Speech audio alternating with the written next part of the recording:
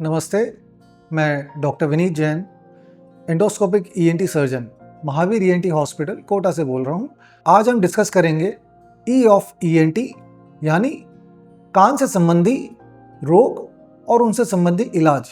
जैसे आपने कई बार सुना होगा कि कान बहता है, किसी व्यक्ति के कान में से बदबू आ रही है, मवाद आती है, मवाद में से बदबू आ रही है, उसके पास में बैठने से ही बहुत बदबूदार रहता है।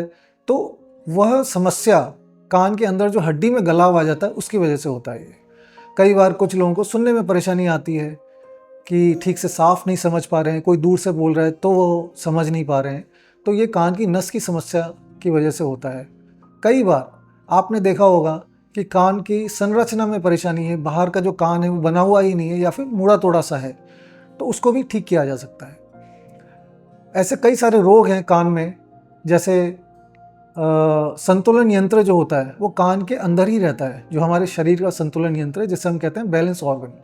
अगर उसमें कभी कोई खराबी आती है तो मरीज को बहुत ज़ोर से चक्कर आते हैं, कुछ समय के लिए ऐसा लगता है जैसे पूरी धरती हिल गई है। तो उसके लिए हम प्रॉपर डायग्नोसिस करते हैं और फिर उसका क्या इलाज किया जा सकता है उसके बारे में हम पेशेंट से डिस्कस करते हैं। महावीर ईएनटी हॉस्पिटल में ईयर से रिलेटेड जो सर्विसेज हैं, जो डायग्नोस्टिक्स पॉसिबल हैं, वो सब महावीर ईएनटी हॉस्पिटल में अवेलेबल हैं। और यहाँ पर हम रूटीनली सारे ईयर से रिलेटेड केसेस कर रहे हैं। सर्जरीज, सबसे एडवांस्ड ईएनटी सर्जरीज में जो ईयर सर्जरीज होती हैं वो सब किया जा रहा है, जिसके लिए बेस्ट पॉसिबल जो माइक्रोस्कोप फैसिलिटी है, एंडोस्कोपिक फैसिलिटी है, वो सब अवेलेबल है हॉस्पिटल में।